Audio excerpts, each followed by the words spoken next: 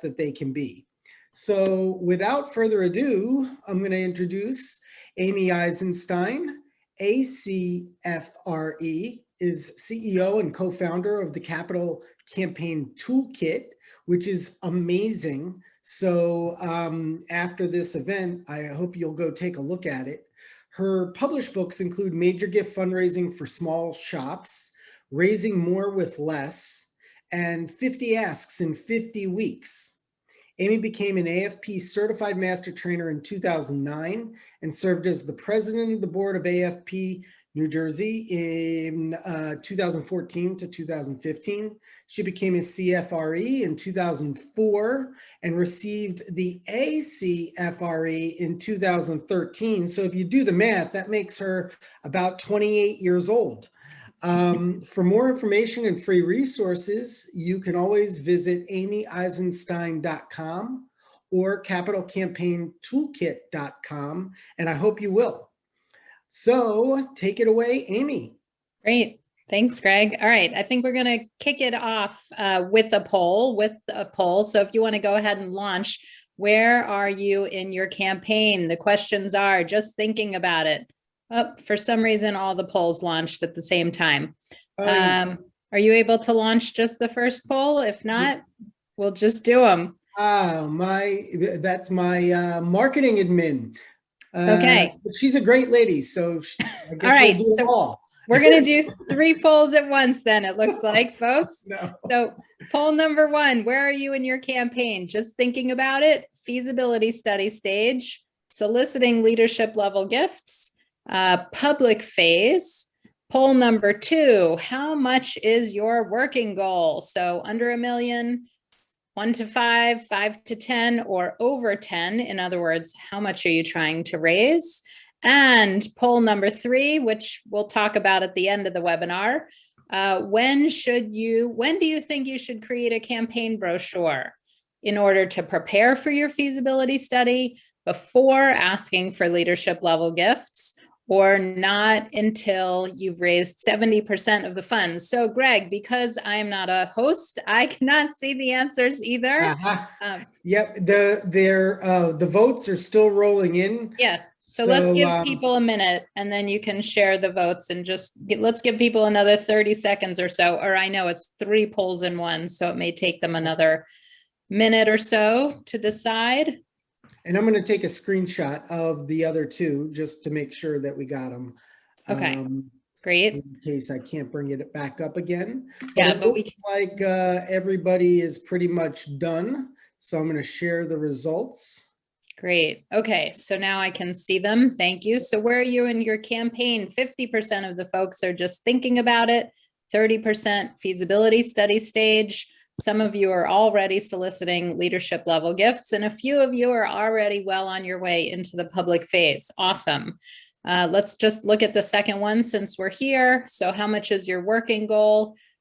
Okay, 37% of you are raising over $10 million. Good. 16% under $1 million. And then the rest of you, 45% of you are raising $1 to $10 million. Good, right in that sweet spot. All right, so here was my trick question, and I was saving the best for the very end of the webinar, but here we go anyways. So when should you create a campaign brochure? Yeah, Greg, take a screenshot of that. Let's come back to that because, it was a trick question, and most of you answered incorrectly, and we're going to revisit that at the end. Will do. All right? Yep. All right, go ahead and let's close that up. All right, so here's the agenda for today. I promised you 3 things we're going to talk about to plan your campaign. So we're going to go ahead and get started with campaign planning and basics. We're going to look at a campaign timeline, what you should expect, how you know what's coming. Number 2, we're going to talk about testing the goal and the case, and that is the feasibility study, what that means, what that looks like. And then, of course, what everybody wants to get to is raising the biggest gifts for your campaign. So we are going to go ahead and get started with those things. So first, we're going to start, as I mentioned, capital campaign basics. and the plan. But first, we're going to have to define what a capital campaign is and what the heck we're talking about. So my very loosey-goosey definition of a capital campaign is a once in a while special growth campaign to build capacity at your organization. So, lots of times we're asked, do you need a building to have a capital campaign? And the answer is no. Lots of organizations are building a building or renovating a building. Honestly, capital campaigns probably were misnamed. They should have been called capacity campaigns, but everybody knows them as capital campaigns. Really it is a capacity campaign because it's growing the capacity of your organization to do more good, more programs, more services, reach more people in a bigger, bolder way. Sometimes there's a building involved, sometimes there's not, but you can do all sorts of other capacity related initiatives, including startup programs, technology, marketing dollars. There's all sorts of things you can raise money for in a capital campaign or a comprehensive campaign, you could call it too. That's if you're including your annual fund. Lots of ways to slice and dice this. And I'm happy to answer questions at the end. We will, of course, if you have any questions on that. So let's look at a campaign timeline. I break a campaign down into 7 phases. You've probably heard of a few of these phases. The terms public phase and quiet phase are tossed around a lot. So we're going to take a look at really what the different phases look like and what's involved. So we're going to start, of course, with pre-campaign planning. And so a lot of people, to me, they maybe skip over this phase. It's absolutely critical to get you off in the right direction. If your board members are chomping at the bit to raise money or ask for money, say, hold on, we need to do some planning first. So here's when you would develop your project plans and your campaign objectives. What are you going to be raising money for? Your working goal is how much do those campaign objectives cost, right? That's your working goal. Then we're going to draft up a case for support. That's why people should give. A gift range chart looks at how many gifts at what level you need to raise in order to get your goal. And the depth chart identifies individuals who might make those gifts. And we're going to go through all of those things. Next is a feasibility study. That's when you test your case, you test your plan with your leadership level donors and the leaders from your community. You discuss the case for support and get their feedback, and you assess the giving potential. All right, step number 3. This is a short 2-month plan because really you're just taking the feedback that you got in the feasibility study and you're applying it to your final campaign plans. So you're going to adjust your campaign plans based on what you heard or learned in the feasibility study. You might, at this point, revise your working goal. So you may have tested a plan for $50 million or $10 million, and what you heard led you to believe that maybe you need to scale back the project a little bit and scale back the goal. You might also have heard amazing things and realize that you should really be, if you're going to bother with a campaign at all, you should be going for your dream plan. So sometimes it's an opportunity to increase the goal and expand the plans. You're going to finalize a case for support based on the feedback you got and develop your final campaign plan. All right, this is the moment that everybody's been waiting for. This is the quiet phase. And so this is where you raise the leadership level dollars.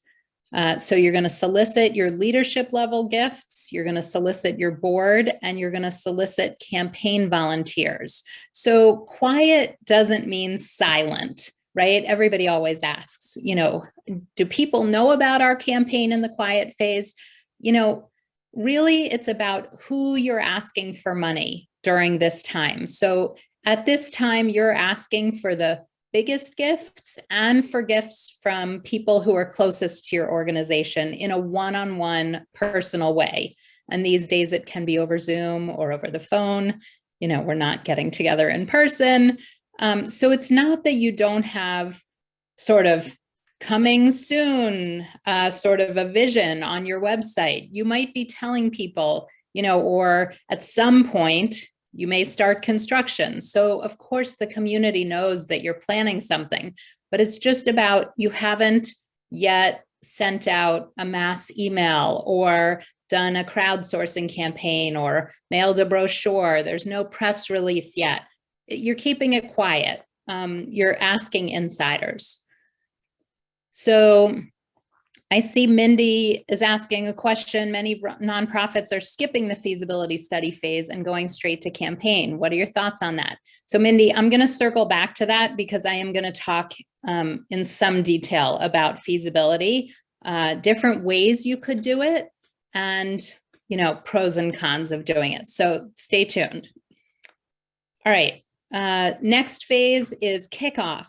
65% of the goal is raised. So basically, you don't want to kick off your campaign or go public until at least 65% of your goal is raised. If you haven't raised 65, 70, or even 80% of your dollars in the quiet phase from one-on-one people, you may have to, reassess and say, okay, we need to scale back this project or phase the project. We need to reduce the goal. The good news is that until now, you haven't done a press release, you haven't done any big kickoff or big public events. You can change the goal and some of the objectives at this point, even though you've started to raise the money. You can go back to your leadership donors and say, hey, we didn't quite raise as much as we thought we were, so we're going to scale the project back at this point, because the reality is you can't make it up in the public phase. So here in the kickoff, you're going to announce the goal. This is the time for press releases, kickoff, celebration events, whatever that's going to look like. Okay, finally, we're ready for the public phase. It may surprise you to see that this is short, 3 months. This does not drag on for years. You're finally soliciting the community, your base for support. You're going back to resolicit those who didn't commit yet and close the gap to your goal. And finally, post-campaign, you're going to celebrate, express gratitude, send pledge reminders, those types of things. So just as a quick reminder, before you do anything, you're going to first figure out what are your campaign objectives right at the beginning. What are you raising money for, right? Are you building a building? Are you doing something else? How much would you like to raise? How much do those things cost? Your campaign objectives, how much do they cost? And then finally, your case for support is why people should give. And so those are the first 3 things you need to do and figure out before a feasibility study. All right, so that was our first section, campaign basics and plans. So now let's go into testing the case and the goal. So this is when we're going to talk about the feasibility study here in just a minute. Okay, so Alan, let me look at your question. Is there a smaller dollar goal under $1 million? Oh, if there's a smaller dollar goal under $1 million, can everything be condensed? I'm not quite sure what you're asking there. I mean, certainly you can do a smaller campaign goal if you have campaign objectives that people would be excited about. And yes, you can fundraise for lots of things. Yeah, Greg, do you want to jump in? Okay. I have to be honest, I don't understand the question, so I think I'll pass. Okay. All right, let's keep going then, yes? Okay. Okay. Oh, so here was poll number 2. So we did this and we saw that almost everybody is raising, over $1 million. I guess there's a few folks who are raising under $1 million, but most people are doing bigger campaigns. Alan, thanks for clarifying. You can do a short, quick campaign. Absolutely. If you want to do a campaign in under a year, I will tell you that most major capital campaigns should take between 24 and 36 months, right? You may have heard of campaigns that take, 5 or 7 years. Those are big university campaigns that are raising $1 billion, crazy numbers. So they may go on for 5 or 7 years, but for the vast majority of capital campaigns at mid and small size nonprofits, you want to be looking at 24 to 36 months to complete your campaign.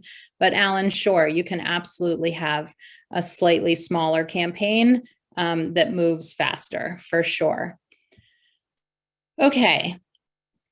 So let's look at where the money will come from. So that, that's a question I think that's always on people's minds. Where is the money going to come from? I don't know if it'll surprise you or not. Feel free to let me know in the chat box. More than 50% of the money for a campaign will come from your top 20 donors. And that's pretty standard for a campaign, regardless of the size of the campaign. And we're going to look at a gift range chart and show you how that works. So here's a gift range chart for $1 million, just to keep the numbers simple. You can absolutely add zeros, take zeros away, and it all really works the same here. But basically, if you want to raise $1 million, you want to be thinking about having a lead gift in the 20 to 20% range, right? So you want your lead gift to be 20 to 25% of your campaign goal. So we want one gift of $250,000 in order to say with confidence that we can get to our goal. Now, in order to get that gift, we want to make sure that we have at least 2 people that we feel confident we're going to ask for a gift of that size, right? And so you can see in this last column here, in terms of numbers of prospects, that it goes up based on gift size. So for the smaller gifts, we don't feel as confident necessarily that we know where the gifts are going to come from. We may not know our donors as well, but in order to, run a successful campaign, you're really going to want to know who are those top potential donors to your campaign. Okay. Caroline, yes, so your gift chart, you can change it during the campaign. So the question is, once a gift chart is created, is it kept as a live document? So if you got a gift, say, of 500,000, you could adjust things, of course, but the challenge with adjusting it sort of mid-campaign, I mean, honestly, if I get some bigger gifts than are on my gift chart, I'm going to think about raising the goal is what I'm going to do. The challenge is that once you've created your gift chart, you want to, your donor recognition opportunities, your room naming opportunities correspond with these gifts or gift ranges. And so I guess occasionally it happens that your top gift is $250,000 and then someone shows up with $500,000 gift. That's a great problem to have, right? You can figure it out from there. That's a good thing. I bet everybody wishes they were in your shoes if that's happening. So in terms of getting the gifts, we've got 20 gifts. Those are the leadership level gifts that get us to about 70% of our goal. Remember, I said that the first 20 gifts are going to get you to at least 50% of your goal, but great if they get you to 70% of your goal. And those gifts are going to come from 50 prospects. So you need to have identified right at the beginning 50 potential donors that have the capacity and the inclination to potentially give you 70% of your campaign goal. All right. So the first thing you really want to do is talk to your leadership level donors. So this is sort of a standard capital campaign formula. We've got our 20 gifts getting us to 70% of our goal from 50 prospective donors. Okay. So where does the money come from? Let's just keep sort of drilling down on that a little bit more. So because I think that this is really a critical question that people have when they're thinking about doing a campaign. Where's the money going to come from, and how do we know if we're going to be successful? So donors, you're going to be looking for donors who have the ability to give, believe in your mission, and have contact with your organization. And this is absolutely critical. We call this the ABCs of donor identification. So they've got to have the ability the financial ability to give the kind of gift that you're looking for. You want to make sure that they do have belief in your mission. One mistake that people often make is, thinking, all right, there's this really, really wealthy person in our community or in the world. Maybe they'll give to our organization, right? Like hoping that Bill Gates is going to give to your organization. Certainly Bill Gates or Oprah, they have the ability to give, but do they believe in your mission? Do they believe in your cause? Do they support your organization? And do they have contact with your organization? To me, this is so critical because it knocks a lot of people out of the running. So to me, it's about, will they answer the phone if you call, or, someone at your organization calls? It can be a board member, doesn't have to be you. Will they respond to an email? The good news is that a campaign is actually an opportunity to attract new donors to your organization, both big and small. So part of the feasibility study process and the campaign committee process is going to philanthropists in your community and saying, listen, we want to do something really big for this community. We know that, you haven't been so involved, but we'd love your feedback and your input. And if you're interested in helping us do this really transformational campaign, that would be great. And some philanthropists do get involved, even if they haven't been donors. You shouldn't think of this as the bulk of your campaign, but it is a way to bring in some new people when you're doing a really big, exciting project in your community. Okay, so we're looking at individuals, foundations, corporations, primarily people who are already giving to your organization, major donors in your community. And that's really critical in your community, right? Nobody else is going to care. I was just on the phone with someone the other day. They have a very geographic specific organization. They're in one city. And they, for some reason, think this national foundation is going to swoop in and sort of save their campaign. And it's just unrealistic. Current and former board members. All right. So let's talk about how we can test our chances of success. So this is the feasibility study.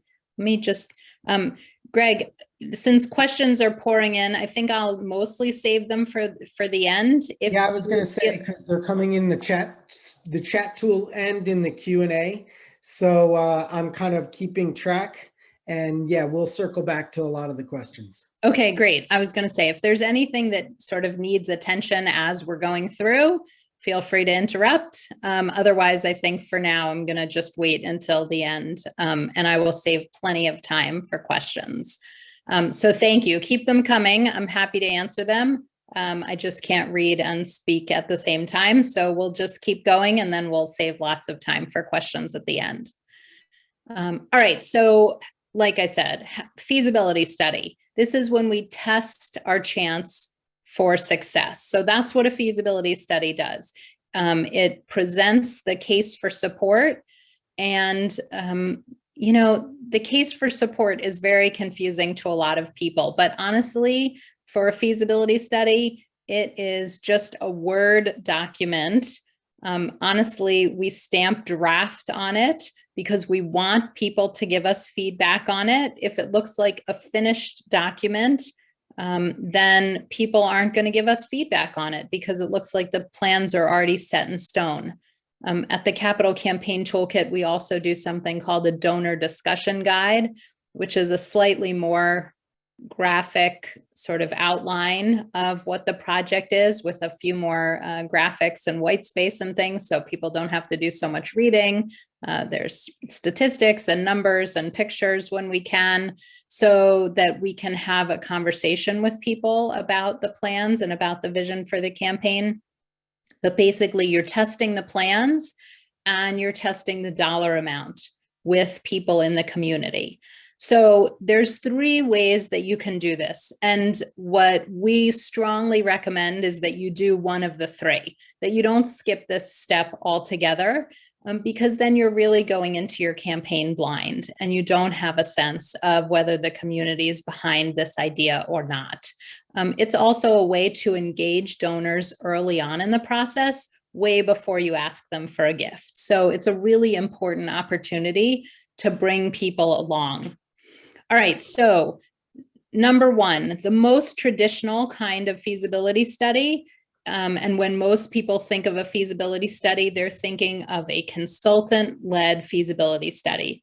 That's when you, hire an outside consultant and they come in and do the interviews for you. They go out and they meet with your top prospective donors and with community leaders, and then they compile a report and provide recommendations and present it to your board. That's the most traditional. Number 2 is do-it-yourself interviews, right? If you're not going the consultant route, I don't want you to skip this process altogether. Your organizational leaders should still meet with the potential biggest donors to your campaign, get their feedback, find out what they think long before you ask them for a gift. The 3rd way we call a guided feasibility study. It's actually a hybrid of the top 2 models. So that's when you use a consultant to help you with the process and teach you how to do the interviews, but the leaders of your organization still go meet with your potential donors and the leaders in the community. And one of our consultants helps you prepare for the interviews, figure out what questions you're going to ask, figure out who you're going to interview, how to compile results, and then they co-present the recommendations and responses to the board, so that the board has confidence in the findings. So let's just dive into this just a teeny bit more, because I think, so many people want to know how do feasibility studies work? What are the pros and cons? So I've come up with a list of power and pitfalls of feasibility studies, what makes them powerful, and sort of where they trip us up or where they fall short. So we're going to start with the power of feasibility studies. They require a clear plan. You cannot go test a vague plan with your donors. If you go say, we're thinking about building a building, what do you think? And you don't have the details, you don't have a location, you don't have any specs or even very rough, blueprints or drawings. They're going to say, come back to me when you have a plan. You don't have to have all the details, but you're going to need to present something pretty clearly. Really powerful. They engage prospective donors long before you ask for a gift. So this is critical. You want everybody thinking about this exciting project that you're about to embark on. Feasibility studies force focus on top donors.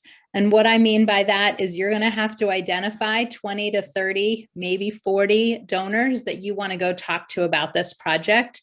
And campaigns are made or broken on top donors. We actually had an organization call us the other day. They want to raise $1 million. What did they do? They created a brochure on their own. They sent it to their mailing list and they thought they were going to raise $1 million. They got about $20,000. That's the kind of fundraising you do at the very end of your campaign.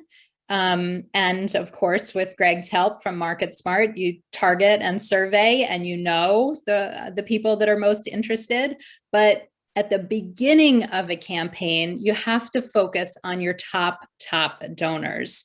And I think, for sure, Greg's surveys also help with that, identifying who's really interested, who's engaged, who wants to know more, who wants to be involved. And so you're going to be able to start to develop those personal relationships. So a feasibility study is great for that. You have to zone in and target those top donors. It helps you clarify in advance your strengths and weaknesses. A traditional feasibility study with a consultant who's done 1 million of these gives the board confidence that you're moving in the right direction and that you're making good decisions. And when you use an outside consultant, it provides, of course, an outside perspective. All right, so what are some of the pitfalls? Donors don't like to talk to outsiders. It's funny because this is exactly the opposite argument that many traditional consultants will give you when they're trying to say why they should be the ones to go and interview your donors, that donors open up to people who aren't part of the organization because then they feel free to say things that they wouldn't say to people who are part of the community. I don't believe that that's true, actually. I've found the opposite. I think just as often donors don't want to talk to outsiders. They'd rather talk to the board chair or the executive director or the CEO. Another problem with a traditional feasibility study when you are sending in a consultant is that there's no recourse for negative feedback. So let's say you hire a traditional consultant, they go out and interview your donors. The donors may have negative things to say, but because the interviews are confidential and anonymous, you get an aggregated report back that says, some donors said they're unhappy with these things, but you don't know who said what. It sort of leaves you scratching your head, like, how do we get back to these donors and sort of talk it through with them or try and rectify the situation? It is a problem with the traditional model. Same thing, results aren't transparent. You don't know who said what. Of course, a traditional model is expensive. And I think it's a missed opportunity to build relationships with your donors if you're sending in an outside consultant. So anyways, just some powers and pitfalls of feasibility studies. So those are the options in terms of testing the case. You can hire an outside consultant to do it, certainly pros and cons of that. You can do it yourself and go out and talk to your biggest potential donors, or you can do a hybrid model. We call it a guided feasibility study, where you hire a consultant who is an expert in this and they guide you through the process. All right, so our final topic for this today, before we get to Q&A, we're going to talk about raising the biggest gifts. And we've already touched on that a little bit. I wanted to introduce the gift range chart before we talked about the feasibility study. So at the beginning, I mentioned a depth chart. Now, the depth chart tells you who could give the gifts that you need to raise, right? So on our gift range chart, you may remember that we said in order to raise $1 million, oh, you know what? This looks like it's for a $10 million campaign. All right, I added a 0. That's fine, right? So our first gift is going to be 20 to 25% of our campaign goal. So here we clearly have a $10 million campaign goal. So our first gift is going to be for $2.5 million. So we need 1 gift at this level and 2 prospective donors. So the depth chart is going to be where we list out those potential donors. If we can't fill in this depth chart, we know we probably cannot raise these gifts. So here we go. Oh, yes, we're back to our $1 million gift range chart. So we need 1 gift of $250,000 or 2.5 million, depending on what your campaign goal is. And we need to identify 2 prospective donors or 2 potential donors, of course, to give that. So here we go. Here's a filled out depth chart. And you may notice, I think in the fourth column, I have a foundation, I have a corporation. That's totally fine. You can include corporation and foundation gifts in your depth chart. They will participate in many cases in a community campaign. And so you want to put them down for where you think they will be. So, but really, this is the roadmap to your campaign. Because if you can't identify realistic potential donors, so this is not where you put Oprah Winfrey, Oprah, because she has a lot of money and you hope she might give to you. This is not like a wishful thinking chart. This is really going into your donor database and going deep and looking at who do we have that already supports our organization? Who's in the community? Who did we talk to in the feasibility study? What did they indicate in terms of their interest and their potential giving levels? And putting down names of people that we know and believe really can and might give gifts of these levels.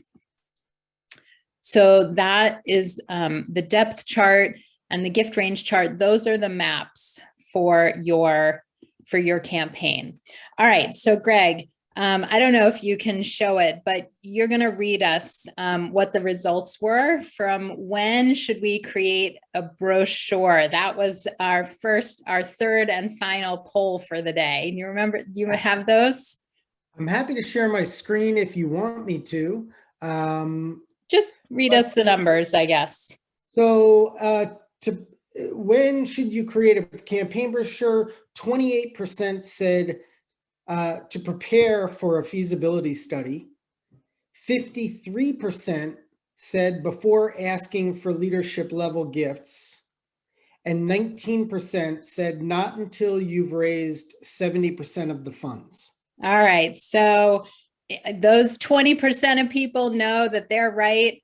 It sounds like this was sort of a trick question, but it's a mistake that lots and lots of nonprofits make. And so that's why I'm asking it, to point it out here. You do not need to, or you shouldn't create a campaign brochure until you've raised 70% of the funds. Your campaign brochures are for the public phase. Remember, we talked about the kickoff here, number 5 and number 6.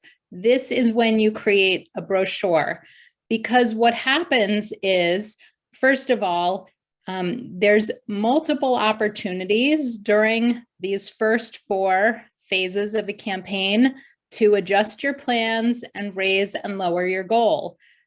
If your quiet phase goes super well and you get all the gifts you asked for, you have an opportunity to expand your goal, increase your goal, expand your project. If the quiet phase goes badly and you don't raise the money you need or hope for, you're going to contract or shrink your project or phase it out or make alternate plans. But you don't want to have announced a goal or printed a goal in a brochure that is now wrong towards the end of the campaign, right? Because you need to make some changes. So honestly, in the quiet phase, when you're soliciting those leadership level gifts and your board members and your committee members, you will go to them with a folder of information and you're gonna just print it off from your printer, but they don't need a fancy, highly produced, highly designed brochure. What happens is if you print those up at the beginning of a campaign, they wind up being wrong towards the middle or end of your campaign, and they're just stacked in your office and they all get tossed. Also, you don't want to commit completely to a goal until you're confident you can raise it. So until number 5, until phase 5, until you kick off publicly here, you are going to be calling your goal a working goal. You have a working goal that you're working towards.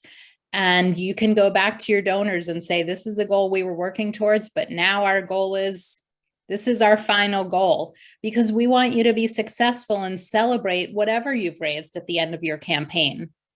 So anyways, that's the thought process and the logic behind that. Okay, I know I've dumped a lot of information on you. Oops, oh, there. Okay, there's where you create the brochure, right? And I know that, 80% of you would have created it sooner. What really scares me is when people create a fancy brochure for the feasibility study. See, and I mentioned this briefly, but now it'll make more sense. If you create a fancy brochure to show people during a feasibility study, what happens is they don't give you any feedback because they think your plans are done. If you have a highly produced 4-color, full picture, glossy brochure, there's no feedback to give. The plans are finished, But if you bring with you to the feasibility study a Word document, draft, watermarked or stamped at the top. Now, that doesn't mean that there's any typos. There's no mistakes. There's no grammatical errors. It's not that you're giving them a sloppy document. You've put a lot of time and effort. You've planned it. Everybody's proofread it. But, it's not a completely finished plan. This is your draft, well thought out, detailed plan. And now they can comment on it. All right, so that is it. If you want a free step-by-step guide to a campaign, I hope you'll visit my website, capitalcampaigntoolkit.com, but that is the formal part of our presentation. And now let's go to questions. Greg, how do you want to handle these? Before we go to questions, and there are quite a number of them, I'm going to just give a quick one too about a little old MarketSmart here. Great. I hope y'all don't feel like you have to suffer through it too badly. In case nobody's ever heard of me, I'm Greg Warner. I'm the CEO and founder of MarketSmart. And what we do simply is we help fundraisers be the best that they can be. Here's how. All right. So one way, in fact, is if you think about getting meetings with major donors and major legacy donor prospects, it's harder to get an appointment than it is to get a gift. In fact, Jerry Panis used to say, getting the appointment is about 85% of getting the gift. But the problem is the way the current system is set up is that only about 37%, according to research, of newly assigned prospects are truly qualified to be in your caseload. And that means to me that they're not outreach ready. And 2/3 of the time, you're chasing false positives who are either not really wealthy, they don't really have belief and passion in the mission, or they are just not ready for your outreach. And that takes up a lot of time and money. Now, our study for the benchmark study that I funded, we didn't do the study, actually found that almost half of major gift fundraising staff are disappointed in their current pipeline. So I'm not trying to blame prospect identification, but there's quite a lot of emphasis on identification instead of qualification. And identification really helps you understand people's past giving and perhaps their wealth if it's available in the public domain. And you may add some predictive analytics to that, but that helps to a degree, but also overwhelms you with a lot of data. And if you've made a certain number of calls and they're not ready or they're not returning your calls, then you end up feeling like your list is just no good. So what you really need is more actionable data, not just more data. And if you get it, you'll be a happy fundraiser. So the way you get it is with qualification and cultivation.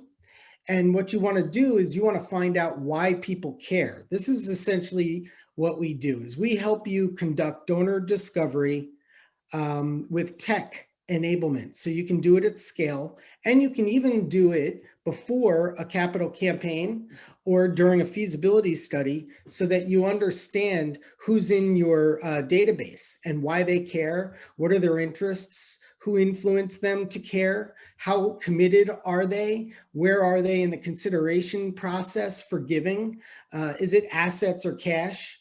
and just so much more. Like, do they even have children? Because if they don't have children, what are they going to do with that money? Do they have a donor advised fund? All this stuff can be determined thanks to your donors telling you about it through tech-enabled donor discovery. So this is prospect qualification, not prospect identification. And it helps you be the fundraiser that you want to be, because it helps you save time and helps you zero in on people who are really outreach ready. That's what we do. All right, but let's get back to Amy and some questions. There are quite a few, and I hope you don't mind. I wanted to start off with one that I had, which is what percent of a campaign goal should your marketing or consulting budget, or maybe it's all tied together, like, is it 5% of your campaign goal? Is it 10%? Yes. Is there a ballpark? Yeah, so we use a ballpark of 10% of your campaign goal should be your campaign budget. Now that's everything from consultants to marketing to donor recognition to paying for campaign events. So a lot goes into that, but paying for all the fundraising that you're doing goes into that campaign budget. And we like to start organizations with a 10% of their campaign goal. Now, there is a factor of scale. So the bigger the campaign, usually the smaller the percentage. So if you're doing $1 million campaign, it might be 10 to 15% of your campaign goal. If you're doing a $50 million campaign, it might be 6 or 7% of your campaign goal. I know it seems unfair, but that's the way it goes. So yeah, good question. There are so many good questions here. And I thought that was a great commercial, Greg, by the way, too. So that's information that's super helpful. And if you're going to be in a campaign, you want to know those things. There's so many good questions. You want to pick them or you want me to? I was just going to go straight through the Q&A and then I'll go into the chat tool because there's a bunch in there too. And let me just say to anybody whose question we don't get to, first of all, feel free to email me. I'm just at Amy, AMY, at capitalcampaigntoolkit.com. But even more importantly, if you want to discuss the details of your capital campaign, visit the Capital Campaign Toolkit website, and you can click on Talk to an Expert or Talk to Us, Start Here, whatever it's called, and we'll be happy to talk about the specifics of your campaign if we don't get to your question. Great. All right. So let's see. If your campaign is to build a building, must you have building plans done before you launch the campaign? That takes money for architectural design, schematics. What do you recommend? Yeah.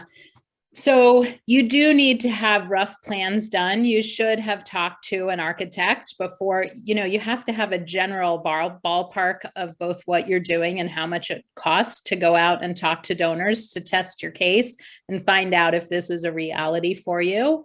And so a lot of times the question is, how do we raise the money to pay the architect or, get the land for the building before we know if we're doing a campaign or if we can even raise the money?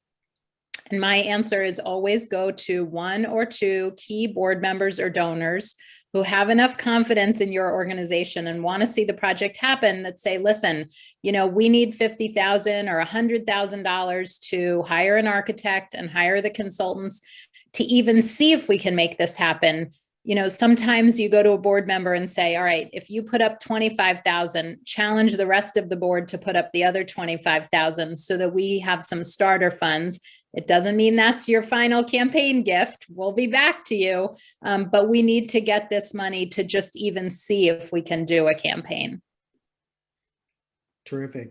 What are your thoughts on campaign donor walls? Yes, you probably need one. So the important thing is that you're not going to wing your donor recognition. It actually matches up with your gift range chart. So if you're building a building, if you're not, you still have other types of donor recognition, but your top gift is to name the building. So whatever that top gift is, it doesn't correspond with how much the building costs. Like if you're naming the gymnasium, it doesn't actually relate to the cost of the gymnasium. It relates to the visibility of that naming opportunity. All right. This is from someone at a small college saying there has never been an organized or official development or fundraising department. Should we get our fundraising operation and processes in place before launching a comprehensive campaign to raise 2 to 5 million? Yeah. I mean, the answer is yes. You know, you need to have some development operations, and we have assessment tools about, are you ready for a campaign, on our website to figure out what you need to have in place. But sure, you know, if you're currently raising 100,000 and you think you're going to raise $5 million, you're going to need some infrastructure. You need to staff up. You may need to work on building relationships with your donors. So yes. All right. Sally asks, how do donors feel about campaigns that include increasing endowment? I'm not sure I understand that, so hopefully you do. Yeah, so let's talk about including endowment in your campaign, which I think is the heart of the question. So we don't recommend doing just endowment campaigns. Donors aren't excited about endowment campaigns, but we do recommend including a piece of your campaign for your endowment. So maybe 10% of your campaign goal would be for endowment.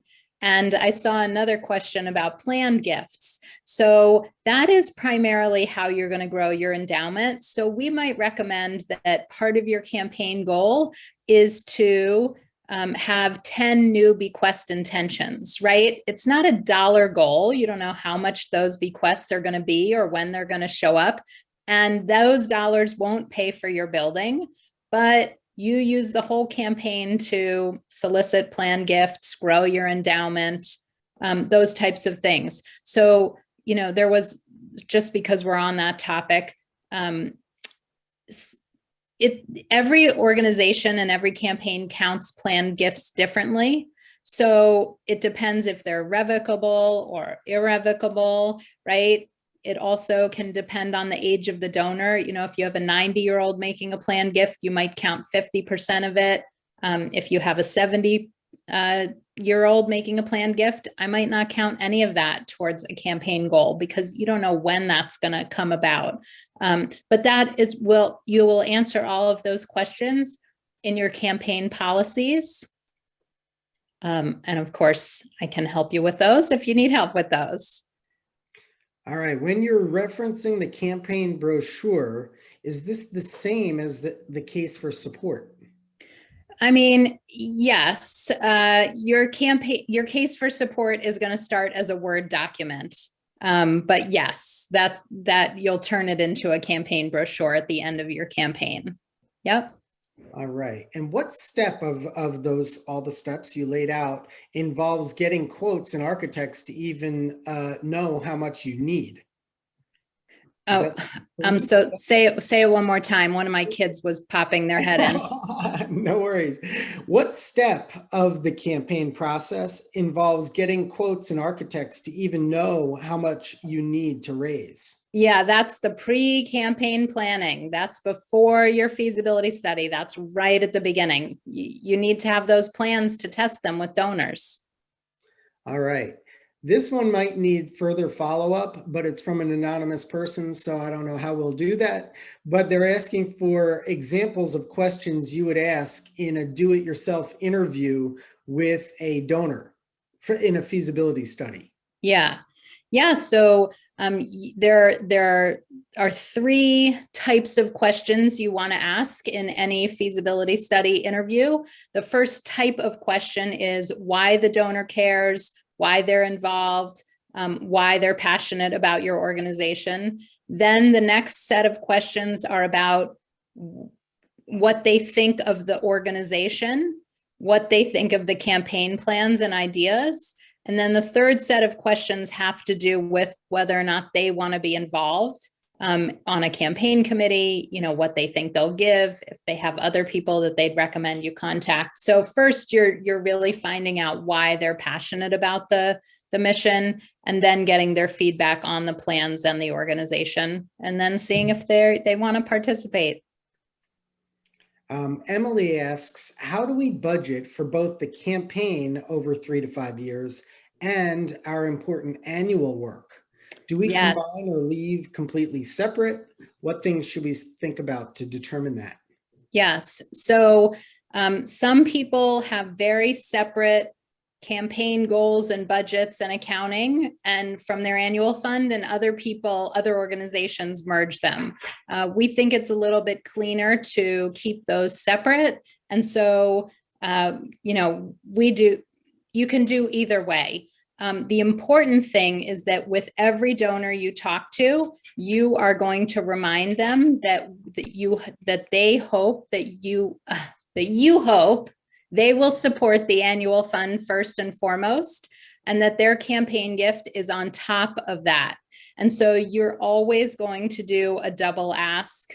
And you're going to say, listen, you've been supporting our annual fund at X amount. We hope that you'll continue to do that because we need that. You'll keep your annual fund budget separate, etc. Okay.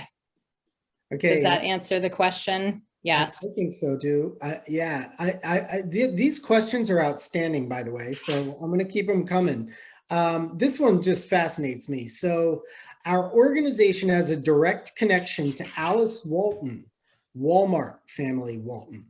She knows about the project, but is not directly involved. She's very interested in one particular facet of the project. Not sure how this person knows that, but how might you suggest we proceed with caution, as I think this is a one approach opportunity. If we blow it, we're done. Listen, if she's interested and knows about it, you have to, like with any fundraising, you find the person that is most well connected to her. Fundraising is always about relationships.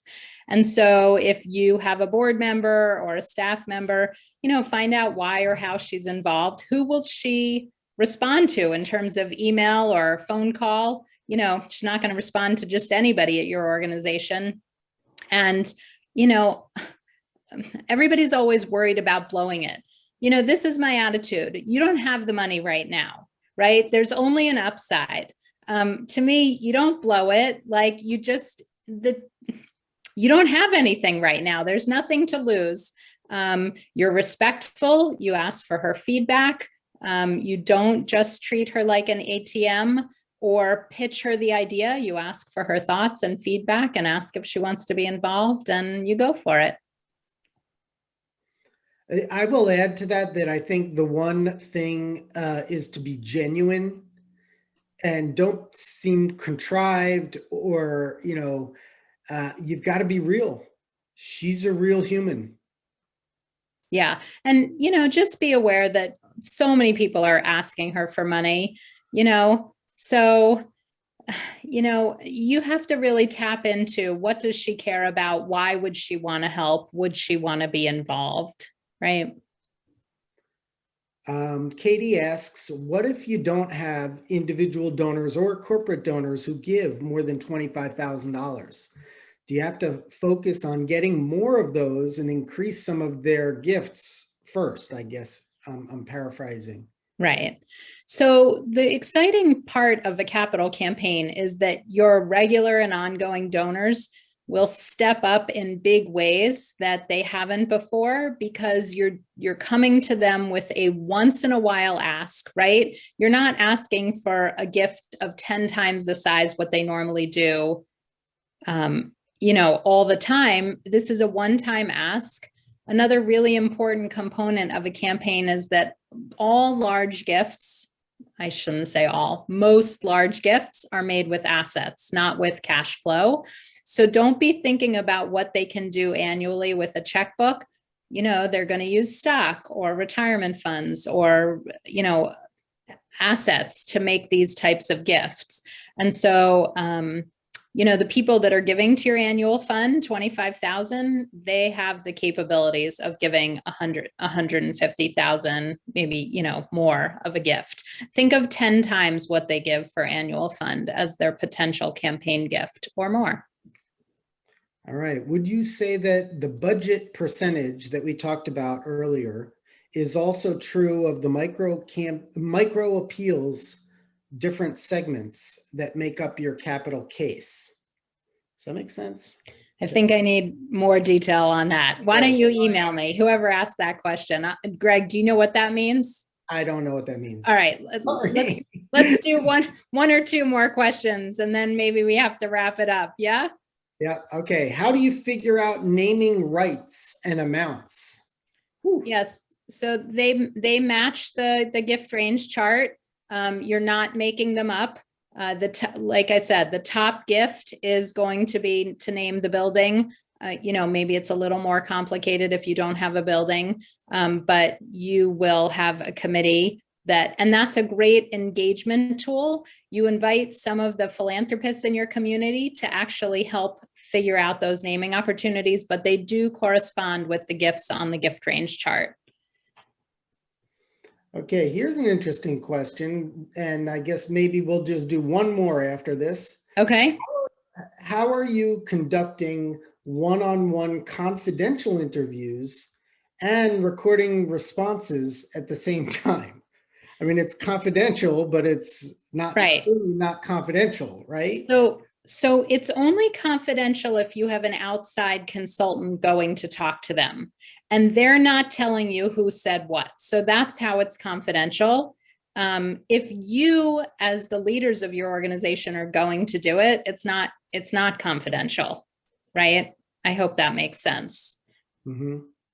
All right, here's okay. So I see Lauren's question. Let me just, and then you can ask me one more if you want, but I do want to answer Lauren's question. If we give our major donors 5 years to complete their pledges, should we wait for those pledges to be paid before we start a new campaign?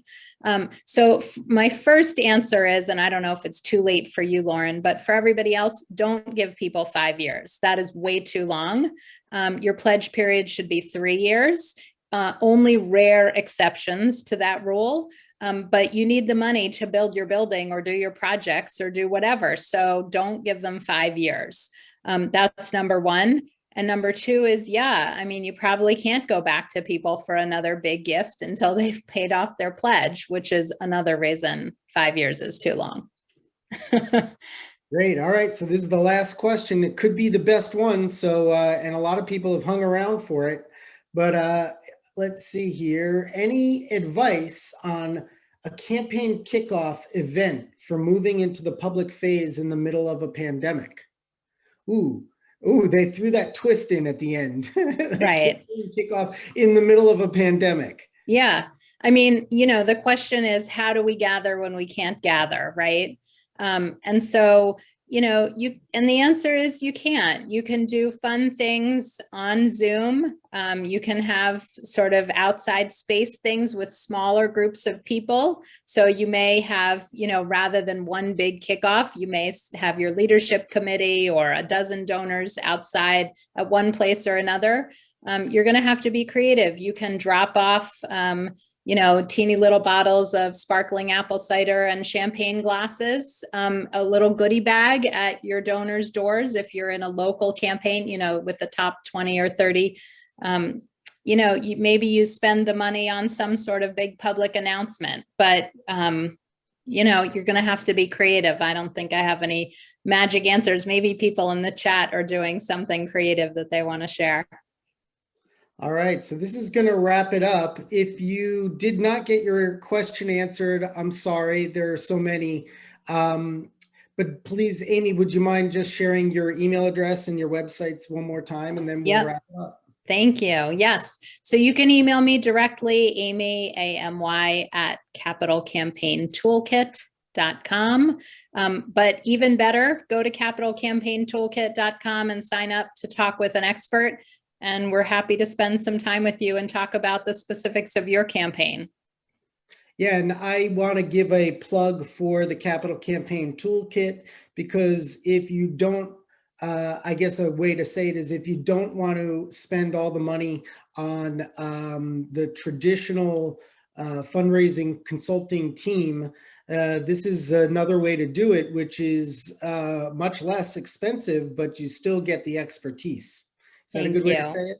I appreciate that. Yes, we are a support system for nonprofit leaders, but not traditional consultants. We've all been traditional consultants, and now we think there's a better way. So we're supporting nonprofit leaders in a new way. So do visit the website and check it out.